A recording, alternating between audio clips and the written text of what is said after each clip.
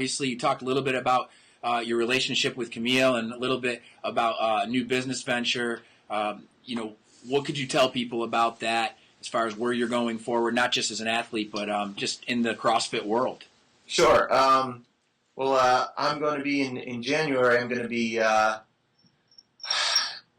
starting a new gym with Craig Parcells from CrossFit Hoboken in Manhattan. I'm going to be coaching down there with him, and this is going to be a pretty cool, pretty unique gym. We're starting a box in Tribeca and down towards the financial district of Manhattan. Now, there are a couple of things about Manhattan that people should know with regard to CrossFit. First of all, it's pretty much untapped. CrossFit really hasn't hit Manhattan like it should because, there are a billion, bazillion people in Manhattan, and they all have memberships to Equinox or New York sports clubs. So they want to train, they have disposable income, but there's no real big CrossFit presence yet.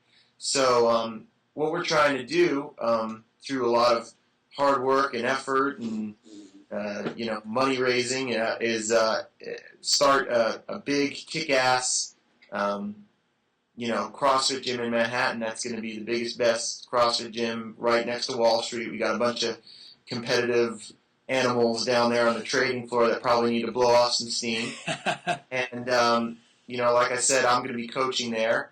It's going to be right off of Fulton Street, kind of near the Brooklyn Bridge and the pier, on a street called Gold Street, which is very appropriate for Wall Street and the whole finance team.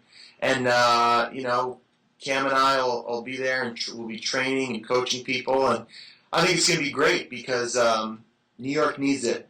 And we got the opportunity there not just to grow a fantastic gym, but we got the opportunity to really reach a lot of people in that gym and do it the right way. So Craig Parcells has done an outstanding job putting that whole thing together, and I hope it's a slam. I really hope it's a slam dunk. I hope a year from now we're looking at like 500 members and growing like crazy. I love it. A California guy going to the biggest and my opinion best city in the country and bringing the best fitness product to us. So that's awesome stuff. Kudos to you for doing that. And before we let you go, so many people love this program. And what we've tried to do with Iron Tribe Fitness's program is make a career out of it for so many people, staff of 15 and growing.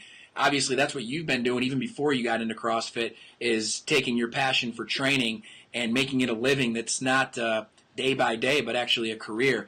Give some advice to people out there, young, aspiring trainers, coaches, maybe business owners in the fitness world. What's some advice you could give them, a tip on the business side to be successful and actually make a career of this?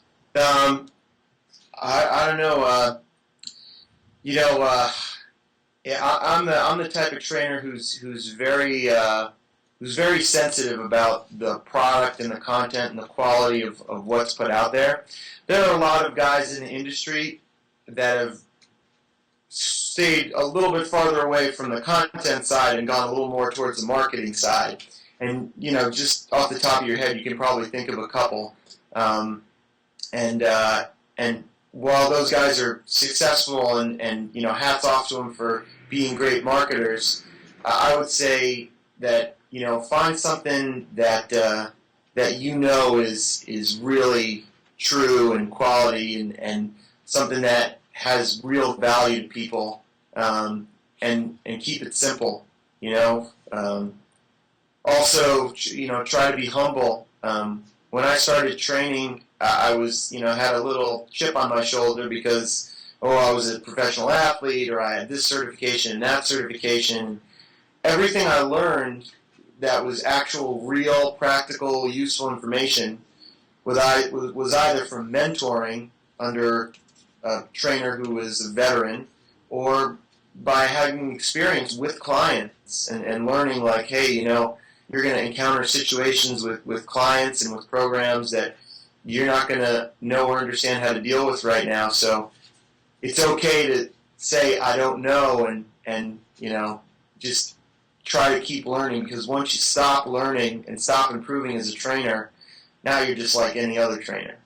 Sure. So you always want to keep trying to learn and absorb information, even from people that you think may be kooks. Like, listen to what they have to say, because there'll be something of the 100 things you take away from them. There'll be one thing that it could actually be very useful to you. You can actually apply it. And to your first point, talking about the marketing stuff, you can be a great marketer, but if your product's bad, just as many people as are coming in are going to be leaving, especially with the whole Facebook generation. I mean, you're really accountable for your product nowadays and anything, let alone this.